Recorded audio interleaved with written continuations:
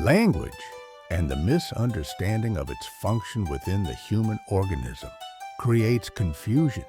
The brain-body interface in the internal organochemical synthesis of organs and cells is translated into language only to the best of one's ability. It can only be described in terms lived in the general interplay of families and friends, and in the reports from government bureaucracies that gather statistics and attempt to plan the processes of organizing business. These bureaucracies try to set up rules so that business leaders do not abuse the privileges that come with accumulated money. Money used for business planning, balancing the books, and paying the costs of labor and materials needed to maintain the growth of society as a whole, even though they begin with the narrower interests of the business entity itself. When we let go of the goal of making people happy, we miss the entire point of life, gathering energy and using it to support and protect each other from each other and from ourselves. We live among those who share the same spaces we occupy, and most of the damage we create comes from the harm we do to those close to us. Their suffering often leads to revenge. They find allies undergoing the same injustices and begin to launch counterattacks on the liberties taken from them. These alliances expand, warning others, sometimes in other countries, about the danger of being subjugated by an empire that sinks its claws into local fauna and flora, into underground resources and water sources used by peoples who have long been part of the ecosystem of living things. This ecosystem is the matrix of life and will remain the matrix into which everything plugs itself to find a niche capable of meeting the requirements of life. Every organism seeks what it needs to survive while serving as part of the greater whole that sustains life on Earth. We ought to fear that this vast system will come to an end. If we continue as we are, like mad men and mad women, with no goal, no understanding of where we are going, and no sense of where we came from. Let us be the responsible citizenry in the time that lies ahead. With all the difficulties of survival tied to the matrix of living, pressing on our governmental agencies, the need for planning, for scientific inquiry, and for congruency between what science puts on the table and what technology uses for the purpose of sustaining the ecological system as it is, and as it cannot be twisted, abused, or used up in the maintenance of the organisms that feed on it.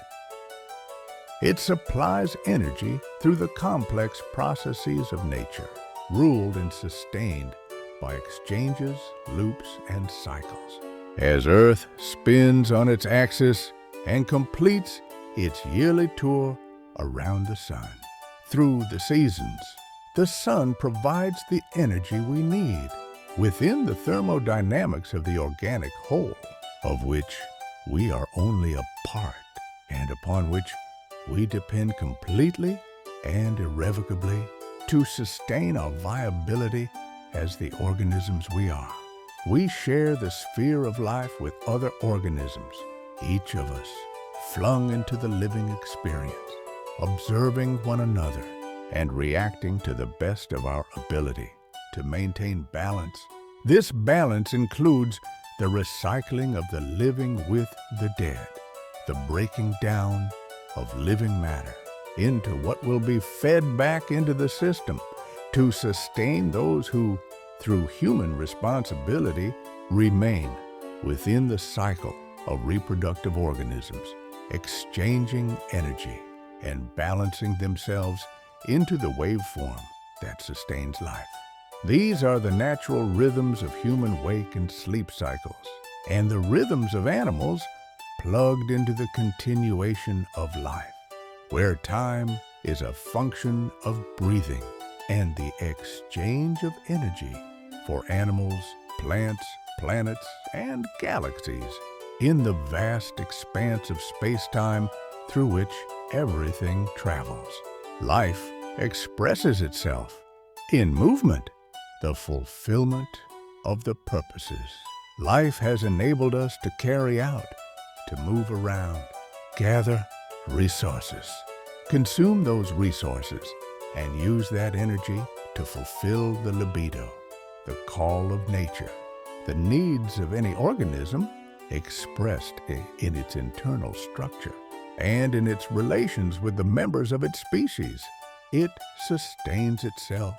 fights for survival and reproduction in the great drama of life that began in a rush, expanded, stabilized, and was disrupted repeatedly by events in the history of real energy concretized in organic and inorganic forms, life strung like pearls along a shaking thread across time. We exist suspended in cold space, surrounded by energy, vapors, rain, storms, volcanic eruptions, tectonic shifts, earthquakes, winter storms, summer storms, hurricanes,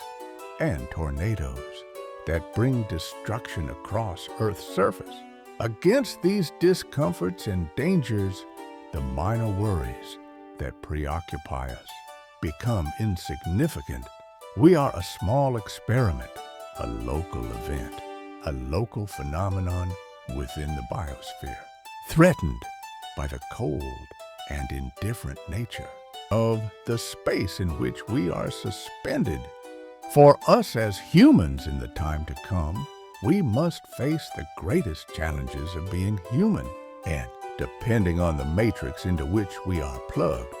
we must find a niche for ourselves, our families, our societies, and our cultures, shaping our wishes in a way that fits the desires and needs of other countries, so we can survive the inevitable demise of humans from the face of the earth and into the nothingness from which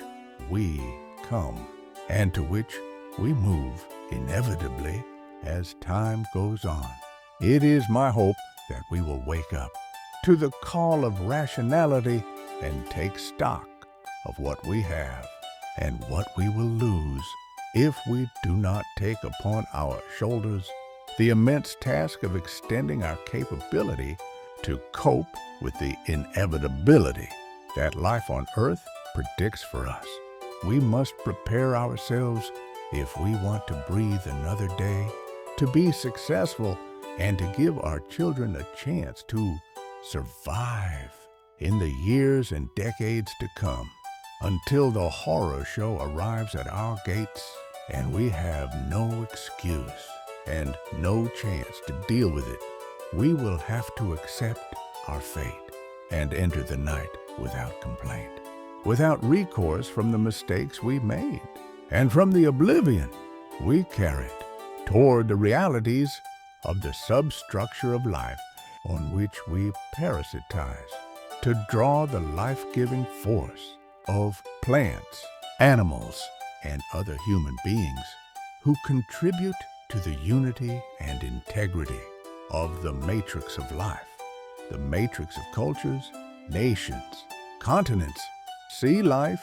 deep sea resources, local lakes, mountain water, rain, oil, and the vast biochemical, biomechanical, and electromechanical systems that convert energy for our use.